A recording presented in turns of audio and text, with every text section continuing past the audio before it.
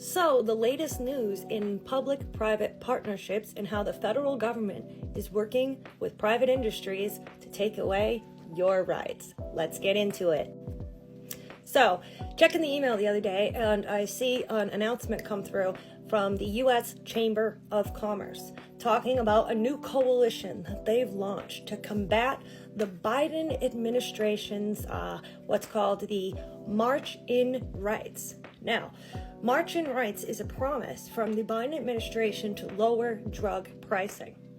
How is he going to do that through this bill? Well, of course, they're going to confiscate private business property.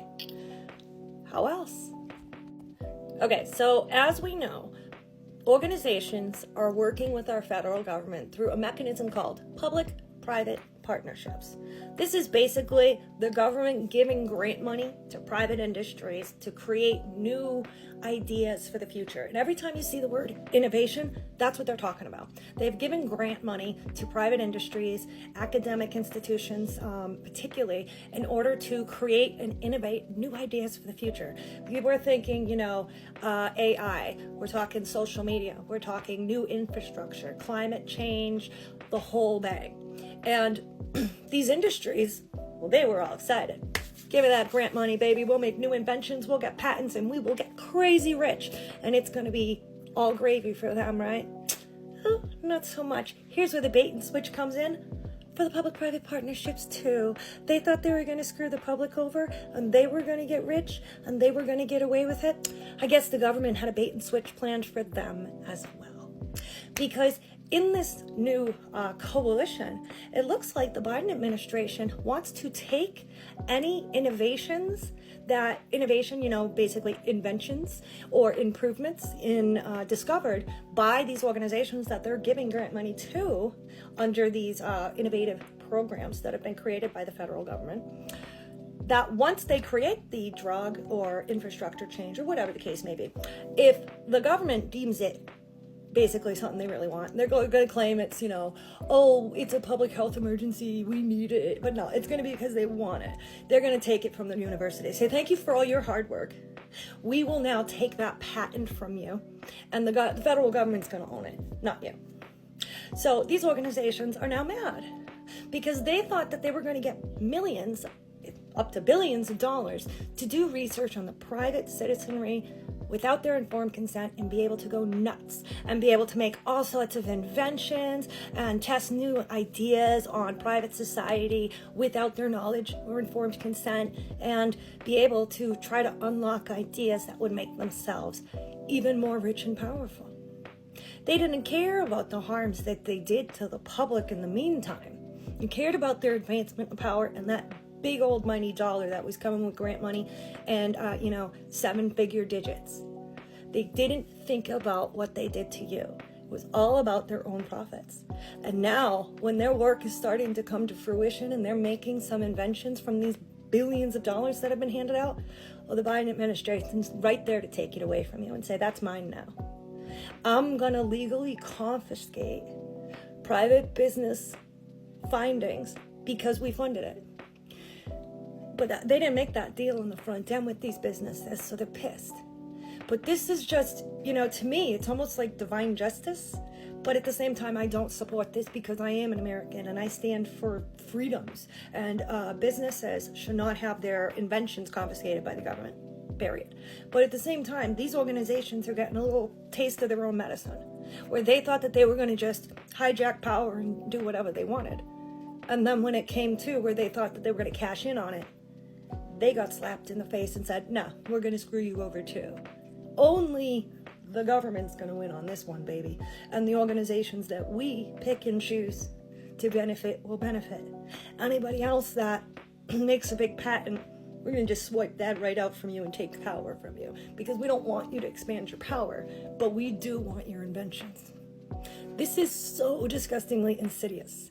And I have mixed feelings about it because when you look at this coalition, and you can't find so far, I haven't done a real lot of research into this, but I haven't found who's on this coalition. And I guarantee it's big pharma. It's academia. They already kind of mentioned that here in the article, and I'll pop a couple links for people to check out if they want to read. But, so it's almost like comical, but not when reading this. Like, comical that they're getting a little taste of their own medicine, but not comical because this is real life and this is what they've done to us, and it's really, really insidious.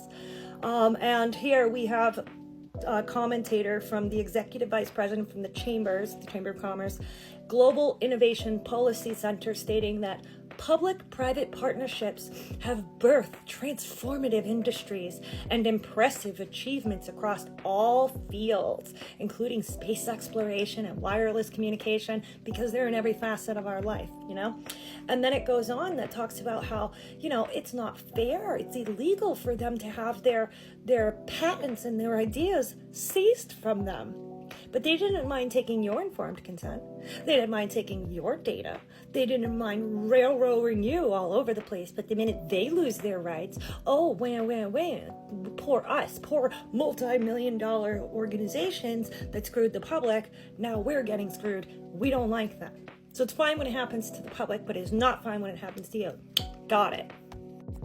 So before we wrap this up, let's take a close look at the, it's called the BASIC Coalition. That's the name of this coalition that is rised up to fight in the Biden March in Rights, which is to lower drug prices, which is not really to lower drug prices. That is a statement that is used all the time by the Democratic Party in order to do insidious healthcare things. They say it's in order to save drug prices, but it's never actually about drug prices. It's about expanding power into research. It's so disgusting. And this is why we say the whole entire NGO industry is a fraud. It is not just the pain community. It is all advocacy. We're talking climate change. We're talking education. We're talking healthcare.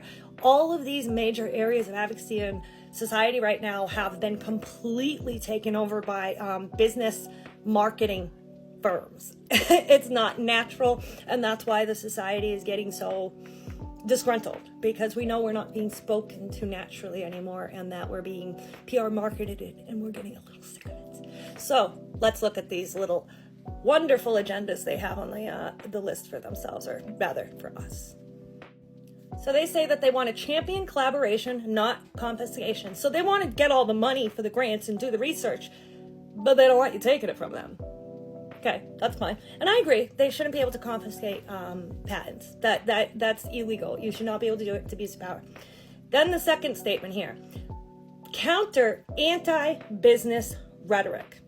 Now this one struck a nerve because it says challenge false narratives belittling public-private partnership roles in creation, industry transformation, economic prosperity, while debunking claims that seizing patents lower prices.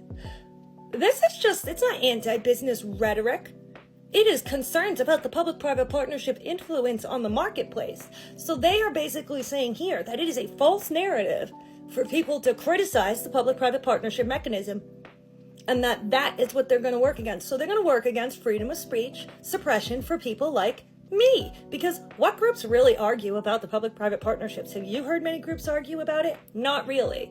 So the organizations that are fighting against it and are actually finally starting to speak against it, well, they're setting up public health policy to stop you from speaking. This isn't a false narrative. It's called public opinion. Not everything has to agree with you. So basically, if we don't agree with you, it's false narrative. That's what society has become today, and that's why we can't get anything done. It is completely taking away our ability to speak, and it is done intentionally. Under the guise that it's fighting false narrative? No, it's you actively combating your criticisms, people criticizing your unethical tactics. The other statements here just talks about, protecting their money and letting businesses and universities work together, which is more expanding of power and taking away the rights of citizens so that they can research off the American public, create business opportunities for themselves, make themselves wildly rich at the expense of your rights. And we are over it. Oh, we can't talk about public-private partnerships. We have to support them? I don't think so. So we're going to find out who's behind this coalition, and we'll put that out there when we find out the names and a little backstory on the people who are running this little campaign. Because I guarantee they're the ones that are being problematic to our rights and freedoms every single day.